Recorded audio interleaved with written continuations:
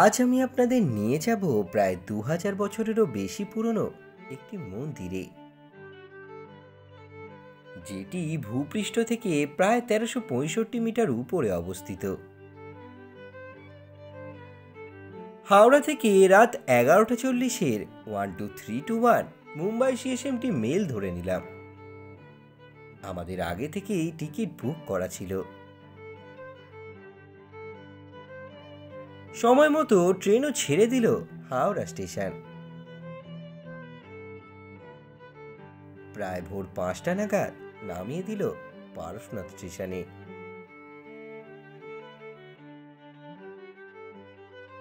স্টেশনের overbridge cross করেই চলে এলাম স্টেশনের অনতি দূরেই অবস্থিত একটি ধর্মশালাতে।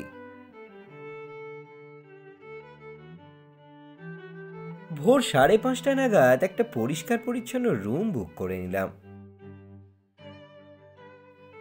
ভাড়া পড়ল মাত্র ৫০০ টাকা।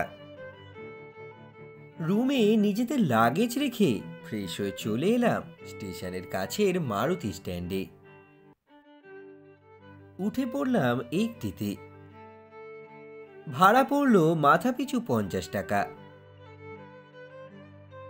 রাস্তার ধারে ধু ধু প্রান্তর এবং অরণ্যে ঘেরা সবুজের মধ্যে দিয়ে গাড়ি ছুটে চলল আমাদের গন্তব্যের দিকে। মাঝে মাঝে দেখা যাচ্ছিল দূরে অবস্থিত ছোট ছোট পাহাড়গুলিকে।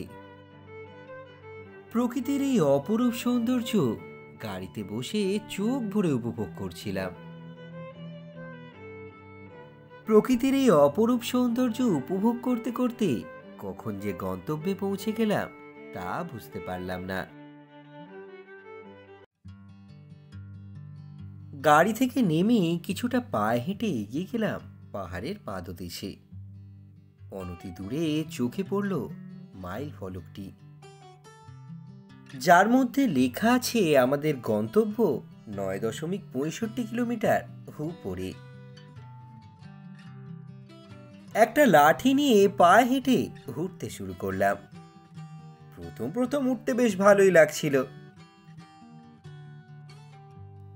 আধ ঘন্টা হাঁটার পর আমরা বুঝতে পারলাম সমান্তরালে হাঁটা আর খাড়াই পাহাড়ে হাঁটা দুটো নর্থ আর সাউথের ডিফারেন্সের মতো। খুব ক্লান্ত হয়ে গিয়ে একটু রেস্ট নেওয়ার জন্য বসলাম। রেস্ট নেওয়ার সময় দেখলাম কিছু দাদারা বাইকে করে দর্শনার্থীদের নিয়ে উঠছে। আমরাও বুঝলাম যে পায়ে হেঁটে ওঠা আমাদের পক্ষে সম্ভব নয়, তাই আমরাও একজন বাইক দাদার সঙ্গে দরদাম করে নিলাম। দামাদামি করার পর চড়ে বসলাম বাইকের পিছনে। আমাদের মাথা পিছু ৬০০ টাকা করে পড়ল ওঠা এবং নামা। বাইকে বসার পর একটু স্বস্তি তো পেয়েছিলাম, কিন্তু তারপরে যা হলো। বাইকে বসার পর মনে হচ্ছিল ওর থেকে ভালো তো পায়ে হেঁটে ৫ ঘন্টা ধরে উঠলে ভালো হতো। এত ভয় লাগছিল যে কি বলবো। কিছুক্ষণ ওঠার পর ভয়টা একটু কাটলো। তারপর যে দৃশ্য দেখলাম, পায়ে হেঁটে এলে হয়তো এই দৃশ্য চোখে পড়তো না। তখন আর ভয় লাগছিল না। আর আমাদের বাইক দাদা যা সুন্দর বাইক চালাচ্ছিল, তাতে আমি নিশ্চিন্ত হয়ে বসেছিলাম আর চোখ ভরে উপভোগ করছিলাম সবুজ পাহাড়ে ঘেরা বনভূমিটাকে। প্রাণটা জুড়িয়ে যাচ্ছিল, মন ভরে যাচ্ছিল। চোখ ভরে উপভোগ করছিলাম পাহাড় ও সবুজে ভরা বনভূমিটাকে। একটা সময় মনে হলো হয়তো পায়ে হেঁটে উঠলে এত সুন্দর দৃশ্য আমরা চোখে দেখতে পেতাম না। ভারতের ঝাড়খণ্ডের গিরিডি জেলায় অবস্থিত পারশনাথ পাহাড় জৈন সম্প্রদায়ের জন্য সবচেয়ে পবিত্র তীর্থস্থানগুলির মধ্যে একটি। ২০০০ বছরেরও বেশি পুরনো ইতিহাসের সাথে পাহাড়টির নামকরণ করা হয়েছে ২৩তম তীর্থঙ্কর ভগবান পারশনাথের নামে। পাহাড়টি এমন একটি স্থান হিসাবেও সম্মানিত, যেখানে অন্যান্য অনেক সাধু ও ঋষি ধ্যান করেছেন এবং জ্ঞান অর্জন করেছেন, যা এটিকে একটি অবিশ্বাস্যভাবে পবিত্র স্থানে পরিণত করেছিল। ঝাড়খণ্ডের সর্বোচ্চ পর্বত হিসাবে এটি উল্লেখযোগ্য। এটির উচ্চতা আনুমানিক ১৩৫০ মিটার। এটি যারা আরোহণ করে তাদের জন্য এটি একটি শারীরিক এবং আধ্যাত্মিক চ্যালেঞ্জ উপস্থাপন করে। মার্চ এবং এপ্রিলে অনুষ্ঠিত ফাল্গুন মেলা এর শুভ সময়কালের বেশিরভাগই পরিদর্শন করে।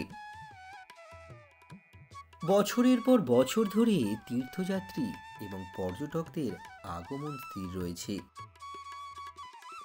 পারশনাথ পাহাড়ে দর্শনার্থীরা অসংখ্য জৈন মন্দির অন্বেষণ করতে পারেন, যা স্থাপত্যের মাস্টারপিস হিসাবে বিবেচিত হয়। পাহাড়ে চূড়ায় আরোহণ আনুমানিক ২৭ কিলোমিটারের একটি ট্রেক এবং সাধারণত ভক্তরা শ্রদ্ধার একটি কাজ হিসাবে খালি পায়ে এটি করেন। পারশনাথ মন্দিরের স্থাপত্য প্রাচীন ভারতীয় স্থাপত্যকে প্রতিফলিত করে। এই মন্দিরে প্রাচীনকালের ছাপ স্পষ্ট দেখা যায়।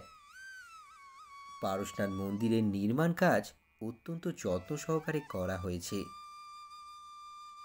এতে খোদাই ও ভাস্কর্য ব্যবহার করা হয়েছে। পাহাড়ের উপরে চমৎকার মন্দির কমপ্লেক্স শিখরজি নামেও পরিচিত, শান্তি এবং পরিত্রাণের প্রতীক। পারশনাথ মন্দিরে বিশেষভাবে তীর্থঙ্করের মূর্তি স্থাপন করা হয়েছে। এই মূর্তিগুলো পারশনাথের ধর্মীয় ও সাংস্কৃতিক গুরুত্ব তুলে ধরে।